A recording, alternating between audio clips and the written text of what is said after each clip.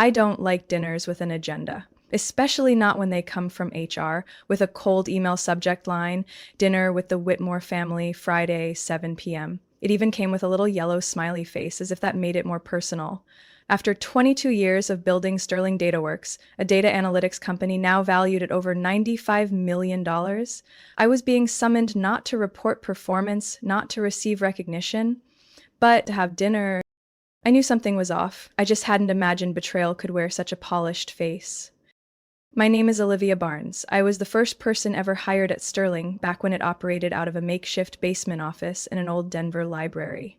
Back then, we had exactly 4 clients, 2 printers, and a leaky coffee machine. I wasn't just a part of the company, I was its backbone. I built the client system, negotiated every contract, handled budgets long before we could afford a CFO, and was the one knocking on doors to keep the lights on.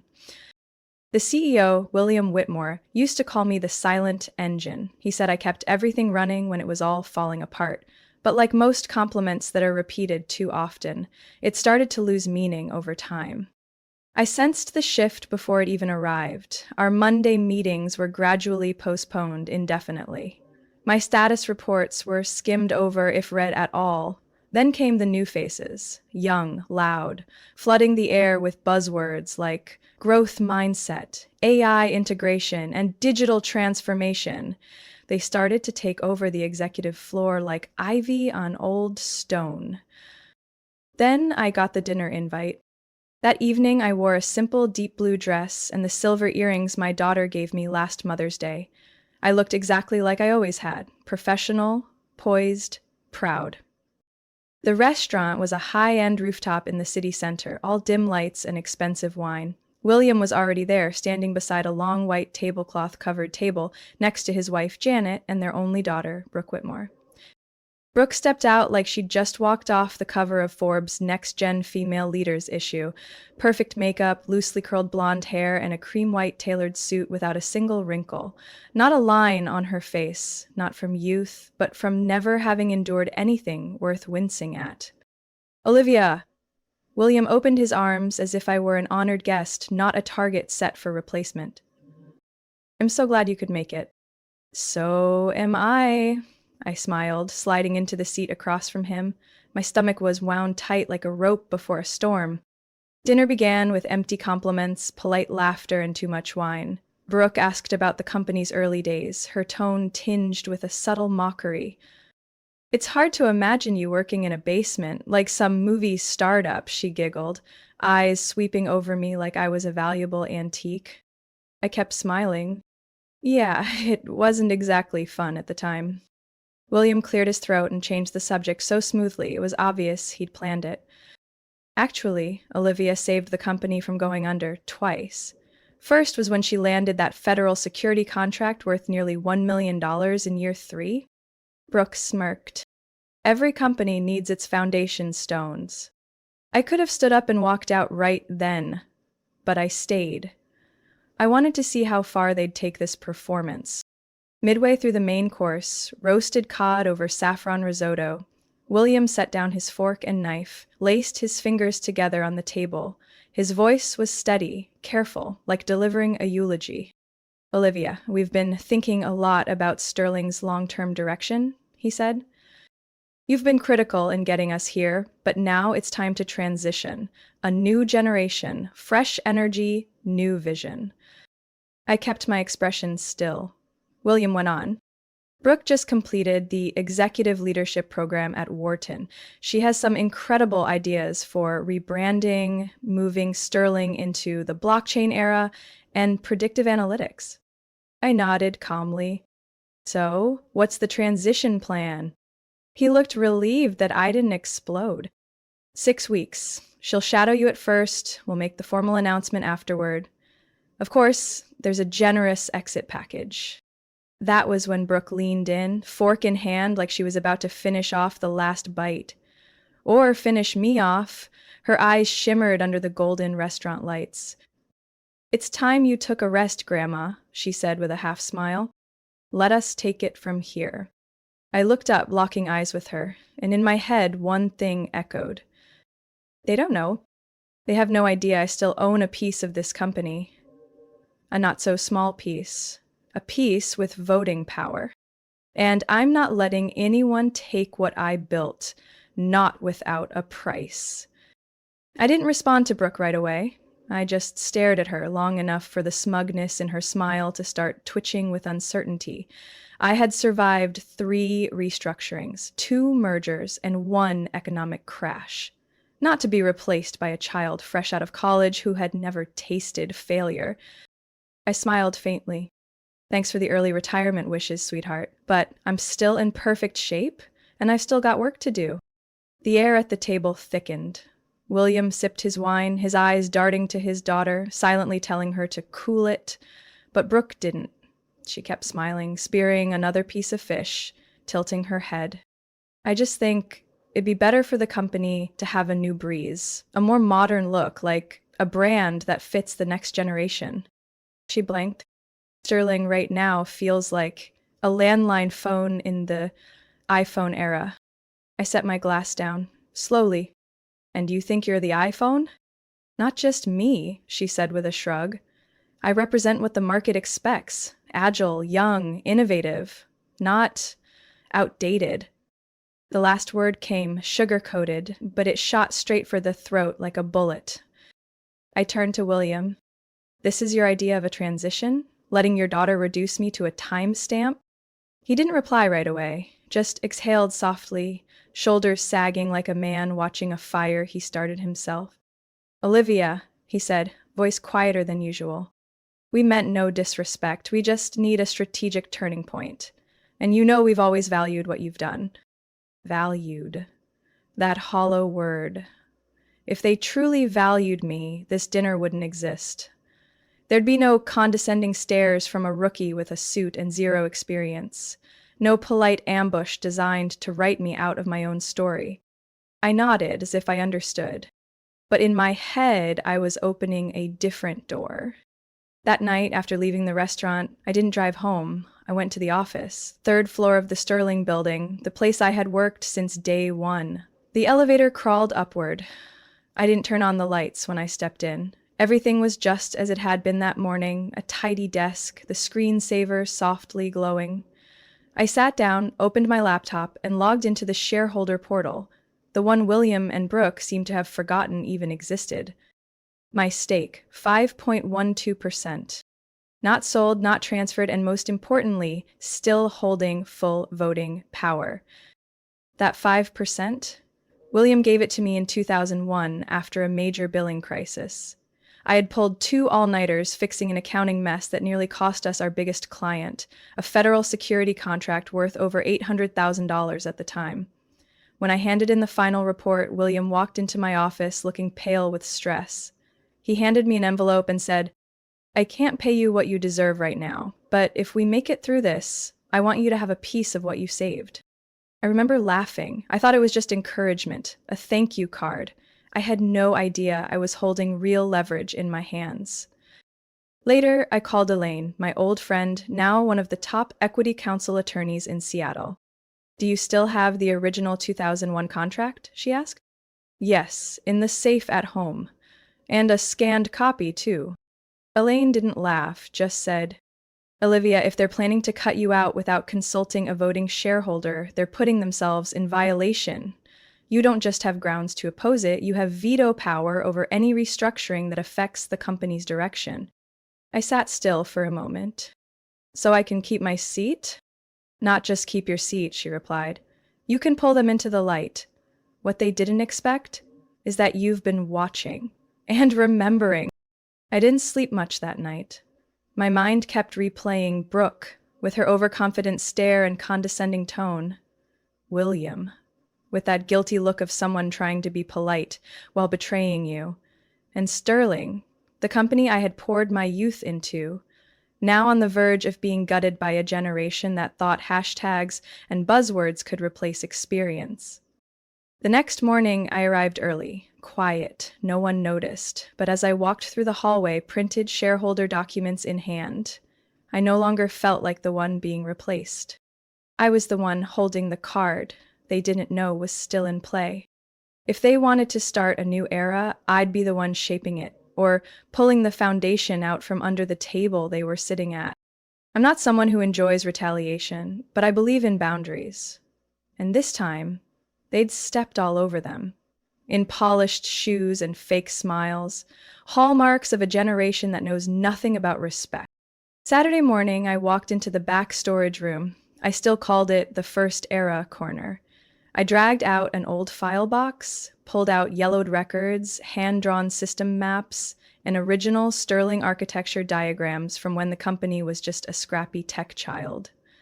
I even found a forgotten USB drive, tucked in a plastic sleeve, faintly labeled Modules 1 Draft Architecture. I grabbed my safe key, opened the cabinet in my home office.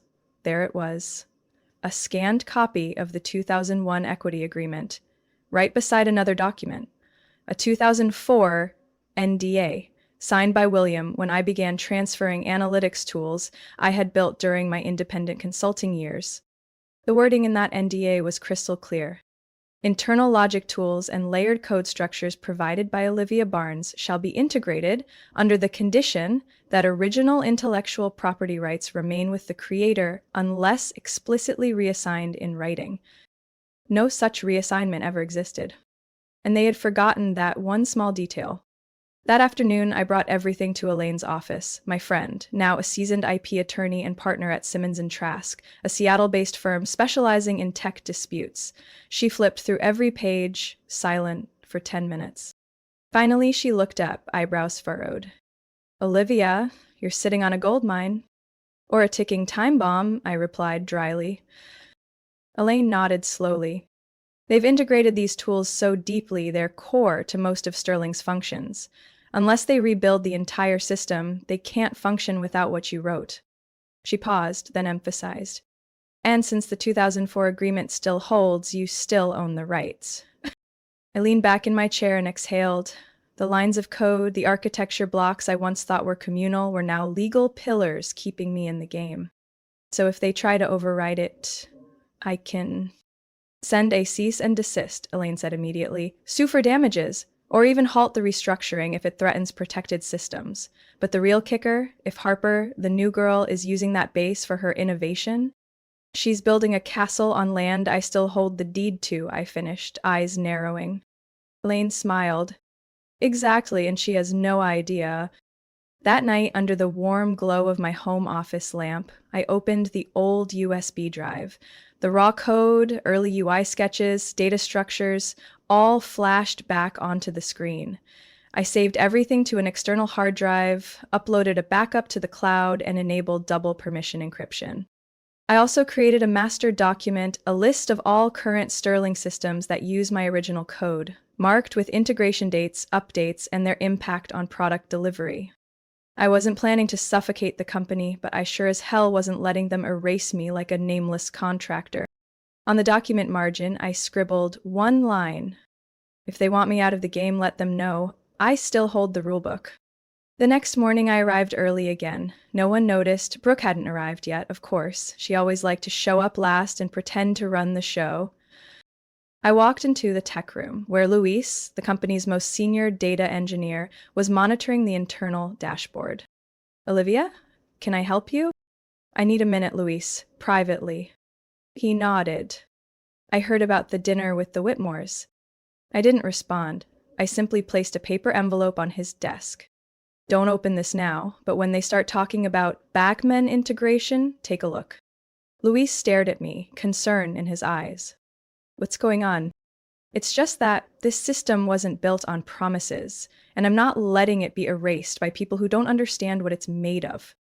I walked away, leaving Luis with the unopened envelope. I had another appointment, drafting the IP warning letter with Simmons and Trask.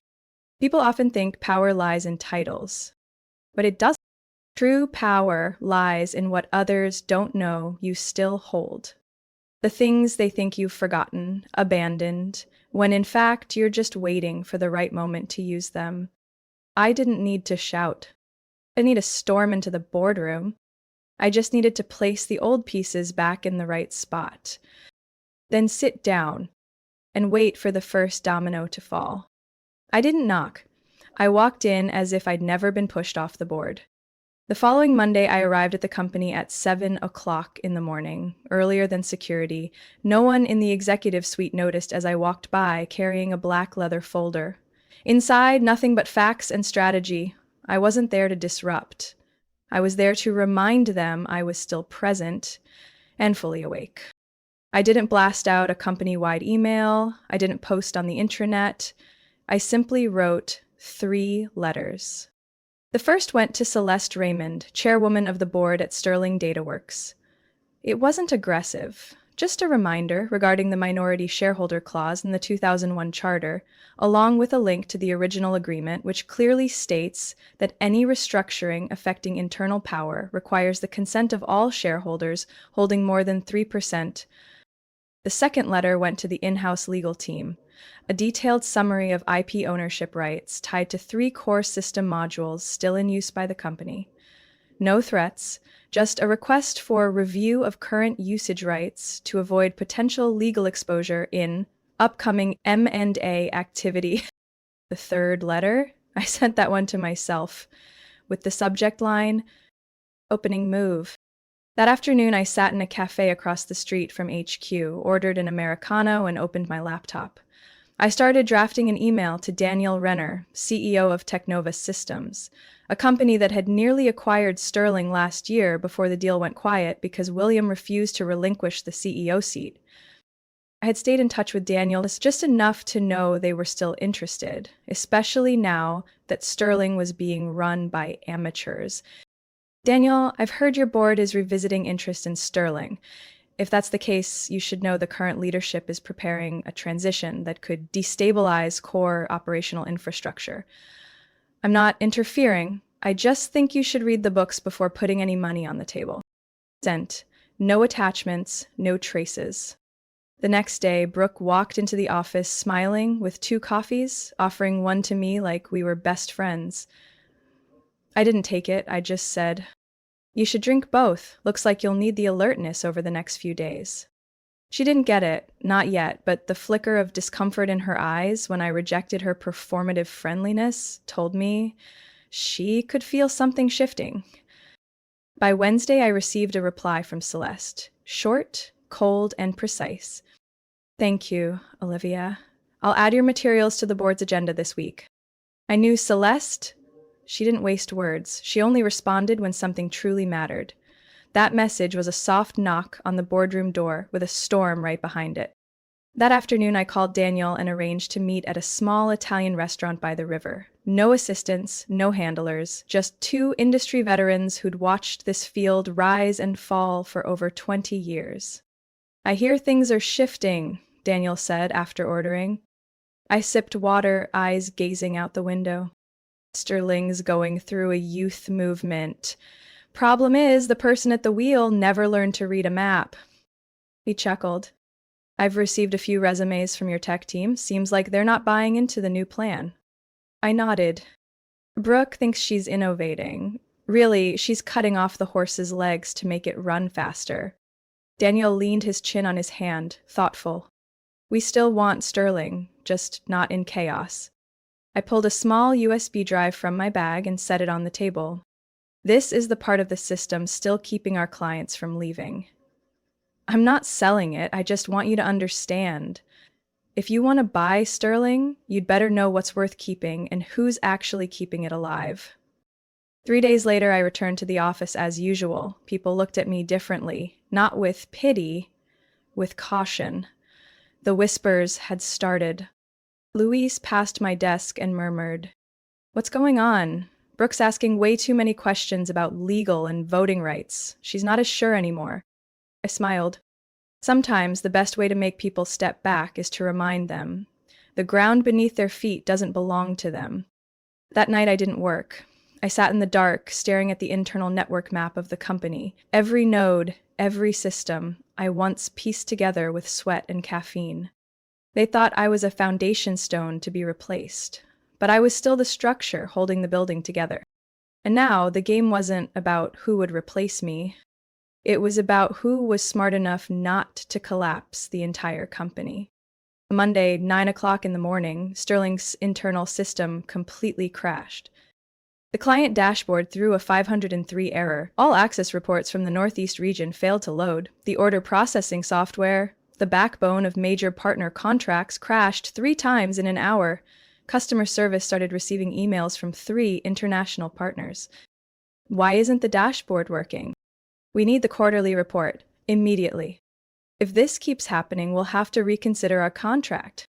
I didn't say anything. I just stood in the break room, coffee in hand, watching through the frosted glass as Brooke paced in front of the whiteboard, face pale but still forcing smiles with department heads, like she hadn't just driven the company off a cliff.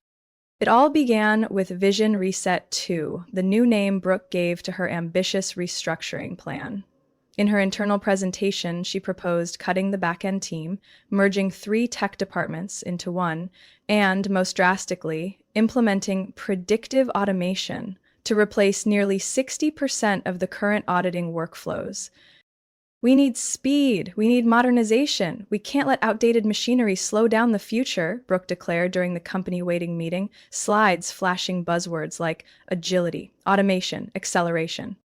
I sat in the third row, hands clasped, eyes fixed on the projector. When the slide caught Legacy Ops Phase 1 Retire Olivia's architecture appeared, I could hear the person next to me swallow hard. Wednesday, Luis quietly removed the compatibility patch he had written 2 years ago, the one keeping Brooke's new system from clashing with old client data. Without it, the dashboard crashing became inevitable. I caught Luis in the hallway. "You okay?" "I'm not sabotaging," he whispered. "I'm just not patching it anymore. If they're cutting the roots, they shouldn't expect fertilizer." I gave a slight nod. Deep down, I knew one thing for sure. Trust can't be restructured with a PowerPoint slide. Thursday afternoon, the legal department received an urgent alert. The new branding proposal Brooke had outsourced was infringing on the visual trademark of a startup based in Austin. The stylized S logo, meant to represent Sterling, had already been in use since 2019 by a medical data management platform. I knew that company. I had mentored its founder at an industry conference last year. An anonymous email, or more precisely, a strategically timed reminder, had been sent to them with leaked design samples from Sterling's internal files. The mistakes kept tumbling like a row of dominoes. The customer behavior prediction software that Brooke had hoped would revolutionize decision-making failed completely in its first test run. The input data was messy, the tool couldn't produce accurate analysis, and the result was a report that finance described as random as rolling dice. Friday, 3 longtime clients simultaneously requested urgent meetings. One of them, Alton Technologies, who paid over $3 million annually, sent a warning letter. "We feel Sterling no longer maintains the operational reliability we were promised. We request written confirmation that the traditional back-end support model will remain intact." Vanessa, the head of operations, stepped into my office right as the clock struck 5 p.m. "They're coming back to you," she whispered. "Clients, employees, they don't know who else to trust." I smirked. They used to think I was outdated, an obsolete piece of code in a modern system. Vanessa sat down, eyes tired but steady. "And Brooke? She's like an untested software update, flashy but unstable." She pulled an envelope from her bag. "This is the Phase 2 layoff plan she's preparing to send to the board. Your name's not on it, but mine is, and Luis's." I took it and flipped it open. "Cutting the people who actually understand the system, keeping the ones who know how to write hashtags." "What are you going to do?" Vanessa asked quietly. I stood up, looking out the window toward Brooke's office, its light still on, her fingers flying across the keyboard like she could type her way back into everyone's trust. "I don't need to bring Sterling down, she's already doing that for me."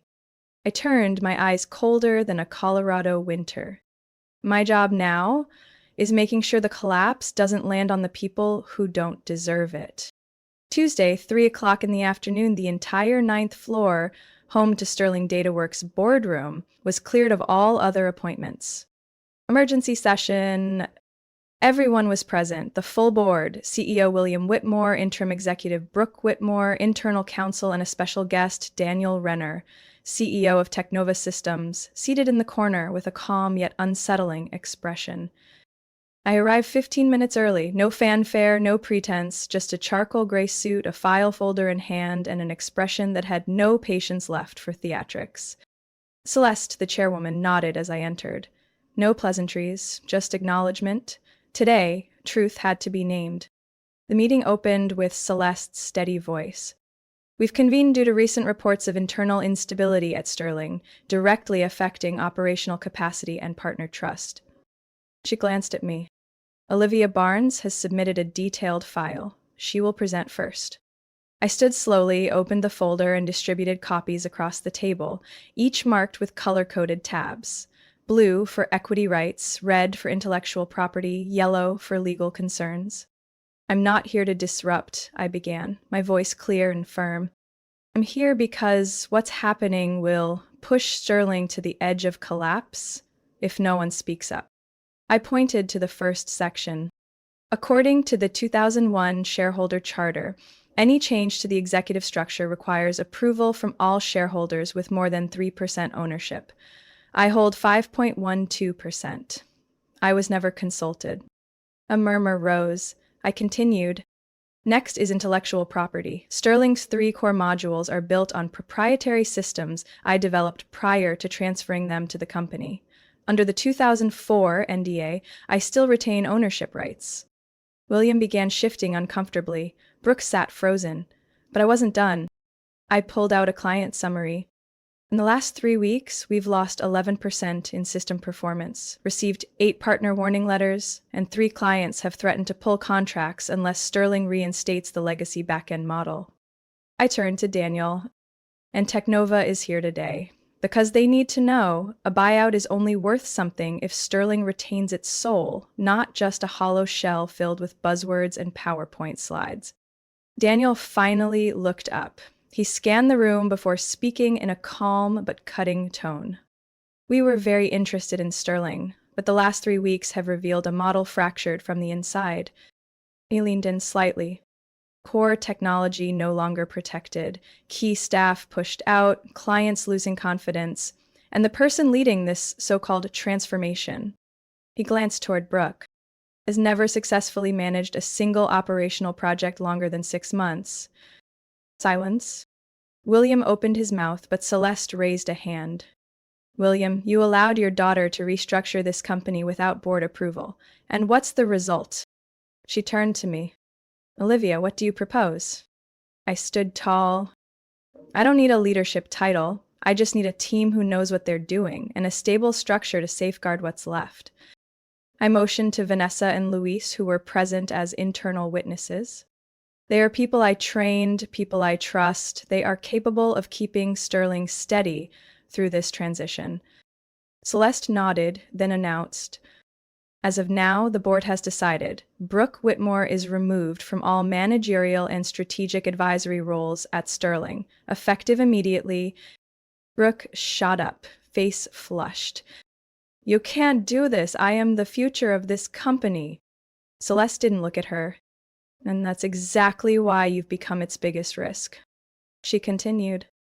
William Whitmore will remain in an advisory capacity during negotiations with Technova.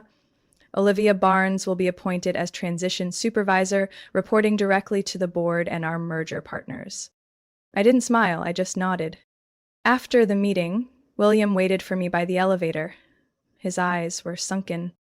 I'm sorry, Olivia. I looked him straight in the eye. You don't need to be sorry. Just remember, a company isn't built on business cards and bloodlines. It's built on real work. The elevator doors opened. I stepped in, leaving him standing alone in the hallway, a father who had bet on the wrong generation. 3 days after the board meeting, I received an email from Celeste with a short subject line. Transition role confirmation, urgent.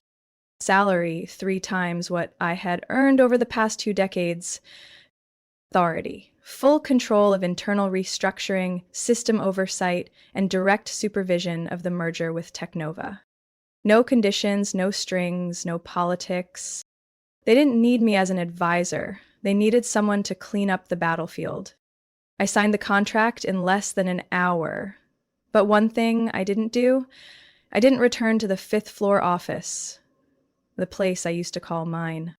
Instead, I led from home, my attic office overlooking Lake Union, with an oak desk, a coffee mug always full, and Sterling's internal dashboard glowing across 3 monitors. No one called me the old guard anymore. No one dared.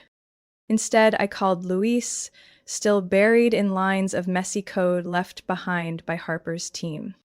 Louise, I need you to lead engineering, no chain of command, full authority to fix and protect the system. Me? He hesitated. I thought, you're the only one who actually understands what we're using, inside and out. Not Harper, not anyone she poached off LinkedIn. You?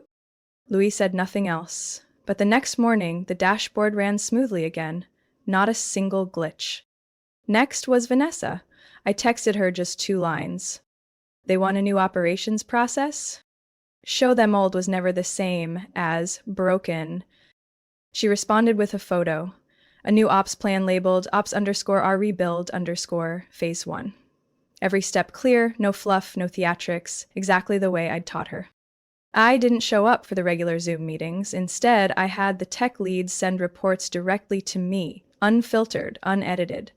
I also asked the legal team to review all client contracts from the past 10 years, flagging key clauses that Brooke had overlooked.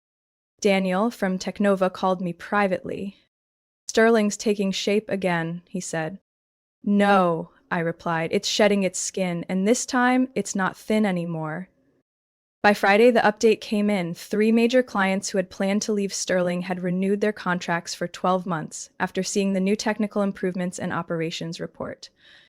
A week later, 2 former engineers sent reapplication requests with 1 line in the email. We didn't leave the company, Olivia. We left the person running it. That person isn't here anymore. I didn't restore the past. I evolved it. The 5th floor office, once mine, was now Vanessa's. She turned it into an open collaboration space with a handwritten quote on the wall. Not everyone who lays the foundation needs to stand at the top floor. And Luis, he transformed the engineering room into a live analytics hub, with metrics pulsing across the walls like a heartbeat. No portraits of CEOs hung there, only a line of metal-engraved code. Legacy is structure. The day I received my new access badge titled Transition Director, I didn't feel pride. I felt responsibility. A great leader isn't the one who gives the best orders.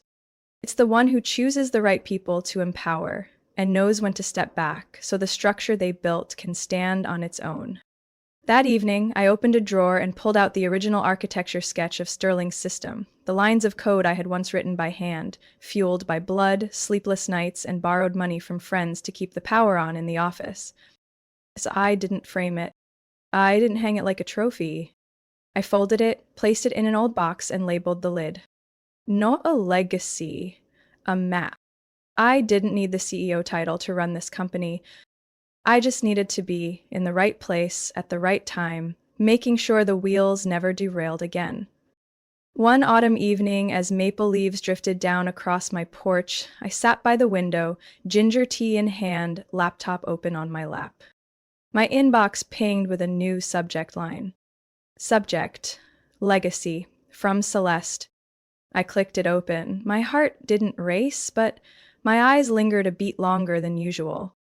Olivia, I've served on corporate boards for over 30 years. I've watched people rise and grumble, but few have reminded me of the true value of leadership the way you did these past 6 weeks. No noise, no retaliation, just action, and the clarity of someone who knows leadership doesn't come from sitting in the highest chair. Thank you for keeping this company standing. Thank you for reminding us what truly matters. Leadership isn't control, it's direction. It isn't power, it's influence. It isn't the loudest voice, it's the right reminder at the right moment. Celeste Raymond. I leaned back in my chair, no longer staring at the words on the screen. I looked further, out into the fading light on the horizon. At the muted dusk spreading across the still lake. At the future. I never sought recognition, never wanted a golden plaque on a door or a founder's portrait in a hallway. I just wanted to be acknowledged, acknowledged that what I had done mattered, that I wasn't a relic of a bygone era, that even without the Whitmore name, I was part of what built Sterling's name. The following month, I received an invitation to the first senior leadership gathering post-transition. I wasn't planning to attend, but then Vanessa called. "You don't have to speak," she said. "Just sit there, because everyone wants to see that the person who kept the soul of this company alive is still here." So I went, not to the front row. I didn't give a speech. I just sat quietly in the left aisle. When Vanessa took the stage, she didn't use a mic to say thank you. She simply pointed in my direction and smiled. "You all know who pulled Sterling back from the edge. She's sitting right over there. No flowers, no medals. Just know, if we're still standing today, it's because she never let go." The room applauded, not loud, but sincerely. After the meeting, Daniel Teknovas, CEO, caught up with me in the hallway. "We're finalizing system integration," he said, "and I need your final approval." "I don't need to review it," I replied. "I trust my team." He smiled. "Not the technical part. I'm talking about the operating culture." I tilted my head. "You want me to write a handbook?" "No, I want you to pass on your world view." He paused, then spoke slowly. "I want the next generation of leaders to understand success isn't in the slide deck, it's in the sleepless nights, the unseen decisions, and the times you stood back up without needing your name on a plaque." 2 months later, when Sterling officially became part of Technova, I didn't sign a long-term advisory contract. I chose to step out of the spotlight, spend my mornings brewing coffee, walking the lake trail, and occasionally answering emails from younger employees. Ms. Olivia, do you still have the version 1 system diagram? Could you tell me about the first security deal back in 2003? Would you mind reviewing this code? I think it's based on your logic." I always replied, slowly, but never claiming I was right. I just pointed the way, like someone holding the map, without needing to lead the parade to guide it home. One late afternoon, Vanessa came by the house with a small wooden box. "We made this for you," she said, "not a souvenir, a milestone." I opened it. Inside was a laser-engraved wooden plaque that read, "Legacy isn't what you leave behind, it's what can't be erased. Sterling Team 2025. I didn't say anything. I just nodded, then placed the plaque on the shelf next to the old file box, silver paper sketches, and that very first USB drive. I didn't need to be mentioned every day. I only needed one thing, that the people walking into the room I once sat in would keep fighting for the values I built into its foundation. And if one day they ask, who laid the groundwork here, then all I need is someone to answer. Someone who believed that kindness, discipline, and loyalty were enough to hold an entire empire upright. That would be enough. An ending isn't a period. It's the silence that helps you remember. And I, Olivia Barnes, I wrote that final line with everything I had held on to. Not to seek revenge, but to prove that real value is never outdated. Olivia's story reminds us that in a world obsessed with flash and speed, sustainable value still comes from quiet strength, integrity, and knowing exactly what you're doing. The loudest voices aren't always the ones doing the most. Sometimes it's the quiet ones who keep the whole system from falling apart. Olivia didn't need a title or spotlight. She needed recognition. And by standing firm after being cast aside, she showed the world legacy isn't something you say, it's something you prove through results no one can deny. What do you think about Olivia's journey? Is quiet resilience the strongest response of all? Share your thoughts below, and don't forget to follow the channel for more inspiring stories about family, leadership, and what really matters in life.